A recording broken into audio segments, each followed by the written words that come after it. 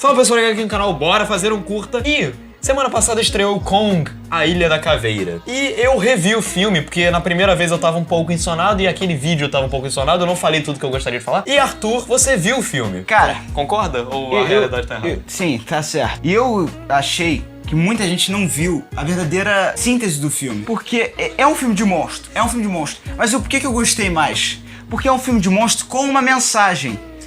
Essa é a síntese do filme de monstro.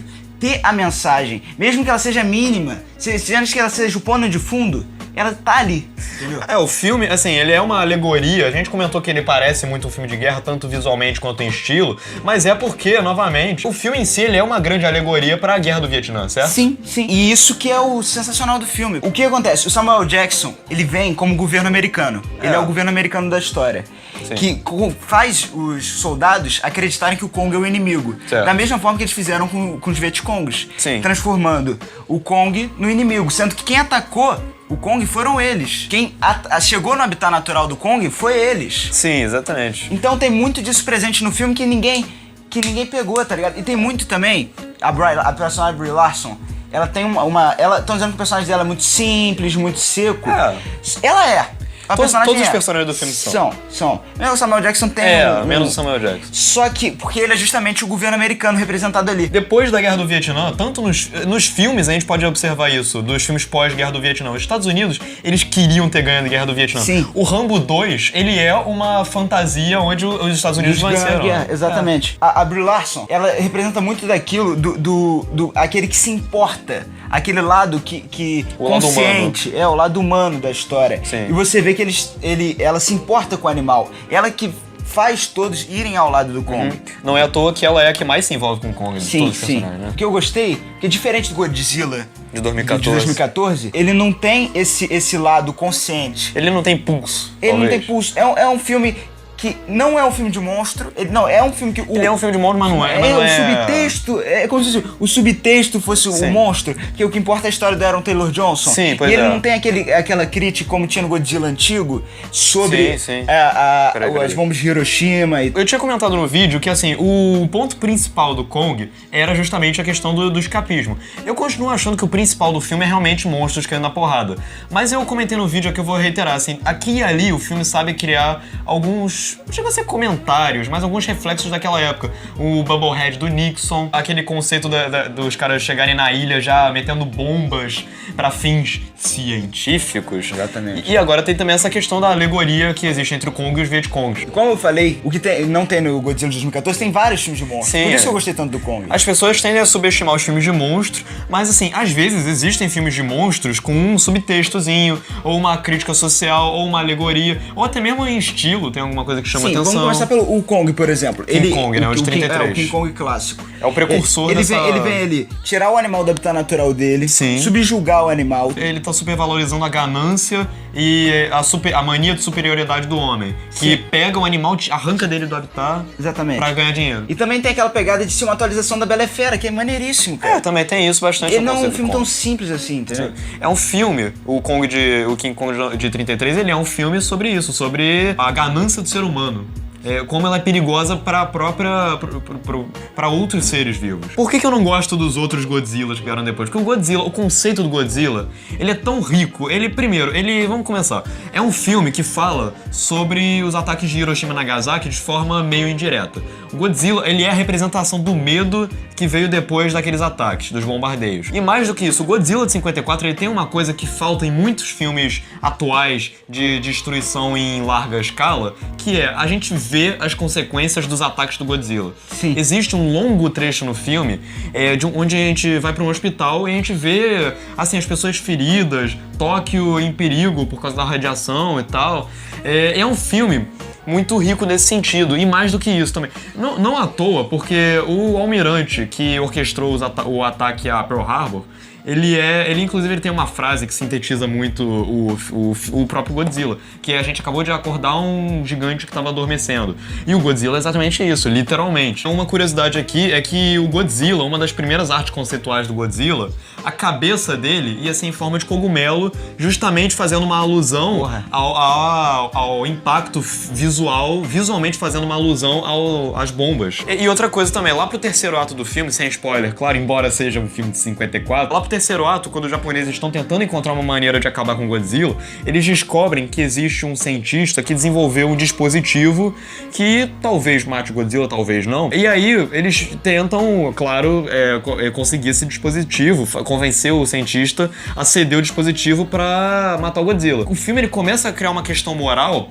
associando esse cientista ao Oppenheimer, que foi o coordenador do Projeto Manhattan. Sim. E aí é muito interessante isso. O filme também funciona como uma crítica à indústria bélica, nesse sentido. Ou seja, o Godzilla, ele é um filme extremamente importante, extremamente relevante, não só porque tudo no filme gira em torno dessa questão dos bombardeios e dos ataques. É um filme que se mantém atual até hoje. Só pra completar também, bem rapidinho, também vale lembrar que os filmes de monstro, filmes sempre vão refletir a época em que eles foram feitos, de King Kong até qualquer filme. E vale lembrar que o Godzilla de 98 ele é um filme nulo em conteúdo, é um filme que, assim, eu acho horroroso, mas não só por ser nulo em conteúdo. Mas vale apontar, assim, ele não é um filme que existe por causa do Godzilla, ele é um filme, ele é uma culminação da popularidade de Jurassic Park com a revolução que o Independence Day trouxe para os filmes catástrofe, né? Isso é curioso. E o de 2014 é um filme de ação, como a gente costuma ver hoje em dia mesmo, né? Agora esse falou de Jurassic Park é bom, porque o Jurassic Park é outro filme que dá esse exemplo. Sim, com certeza. Porque ele é um filme que lembra o King Kong? É uma continuação lógica do King Kong, entre aspas. Porque né? Você vê ali como o humano sobressai a natureza de qualquer forma. Aí, aí tem outra análise ali, que é como o humano quer ganhar dinheiro em cima do animal. Sim. De uma forma, fazendo o que quiser. É porque é antinatural até. E vale lembrar também que o Jurassic Park ele também é um filme que fala sobre evolução de uma maneira interessante. O quão importante é o homem não querer se sobressair com relação à natureza com um N maiúsculo. E vale lembrar também que o Jurassic World é um filme que eu realmente não gosto. Ele tem uma coisa, ele parte de uma premissa interessante, que é o parque tá funcionando e, claro, nós somos uma empresa que quer gerar lucro sempre. Então o que nós fazemos? Todo ano nós vamos pegar a nossa fórmula que vem sendo bem sucedida até agora e nós vamos expandi-la. Então todo ano nós vamos trazer um dinossauro novo, mais feroz, mais ameaçador, maior. Então isso é uma premissa interessante para o Jurassic World, porque ele remete a questões comerciais que a gente vê assim, o tempo inteiro, até mesmo no cinema. Tem o Labirinto do Fauno, que não é bem esse tipo de monstro que a gente tá falando. É um filme de monstro, mas não é um filme de monstro gigante. Exatamente. E a gente vê ali que tem se passa na ditadura do Franco. É um reflexo daquela época mesmo. Sim. Como a gente já falou aqui, filmes sempre têm algo a dizer sobre a época em que eles foram produzidos. Sim. Seja em tema, seja em linguagem, seja na própria abordagem visual, em estilo, ou, claro, nas alegorias. E depois que aconteceu o 11 de setembro, lá em 2001, muita gente criou-se essa dúvida de, será que o cinema, principalmente o cinema norte-americano, principalmente Hollywood, vai ter aquela audácia de fazer filme catástrofe na linha do Independence Day de novo? Vai conseguir usar a memória recente do 11 de setembro pra divertir, pra criar entretenimento? E o tempo mostrou que Hollywood não teve medo, aliás, não teve medo mesmo. E um dos filmes que mais remetem ao 11 de setembro visualmente é o Cloverfield de 2008. E sabe qual que é o sensacional desse filme? Que é algo que o conceito do filme é algo que ninguém espera, que destrói a cidade inteira. Sim. Que é o que a gente vê, que destruiu as Torres Gêmeas. Mas é a mesma coisa, algo que ninguém esperava, algo avassalador que destruiu algo, sabe? Que abalou todo mundo. E visualmente o filme se inspira claramente, assim, as pessoas todas cobertas de fumaça, os prédios caindo, aquele terror, o pânico, né? E até a questão do filme ser câmera na mão, found footage, né? Tem a ver porque dá um realismo pra história. Sim, que é o realismo necessário pra essa época. Te coloca dentro do pânico ali, né? É interessante isso. Aliás, a gente citou essa imagem do 11 de setembro, vale lembrar que o cinema usou a memória do 11 de setembro de maneira abundante nos blockbusters, né? Sim. Até hoje a gente vê o tempo todo, cidades sendo destruídas, a gente lembra disso de 11 de setembro na hora, sempre, né? Não, concluindo, a gente provou que o Kong e todos os filmes que a gente acha que só são filmes de monstro, não são só filmes de monstros. É isso que a gente quer transmitir. Muitos são só diversão não. mesmo, né? Lógico. A maioria, tem muitos.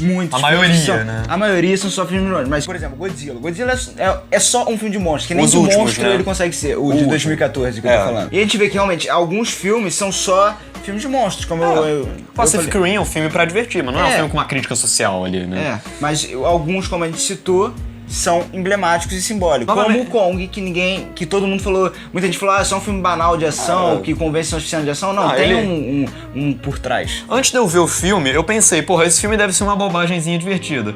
Eu acho que ele é, mas uma bobagem também pode ter alguma coisinha a mais. Pô, a primeira cena, só pra concluir o Kong, a primeira cena, o primeiro plano do filme, isso não é spoiler. O plano que abre o filme é um contra-plongé, pode-se dizer que é um contra-plongé, de um cara despencando do céu em direção à câmera, do nada, assim, coisa de desenho animado. Então, sabe, é um filme despirocado, é um filme pra divertir mesmo. Só que ele tem toda essa questão do Vietnã e representar aquela época e tal, que é interessante. Então aí chegamos ao fim de mais um vídeo, bora fazer um curta. Sim, lembre-se de curtir o vídeo, compartilhar, comentar quais são os seus filmes de monstros favoritos. Quais são os seus monstros favoritos? Assine o canal, claro, acesse o hqhd.blogspot.com, onde eu escrevo sobre filmes. E acesse o nosso parceiro, canal do Neutron, claro, sempre. E é isso, um grande abraço e valeu!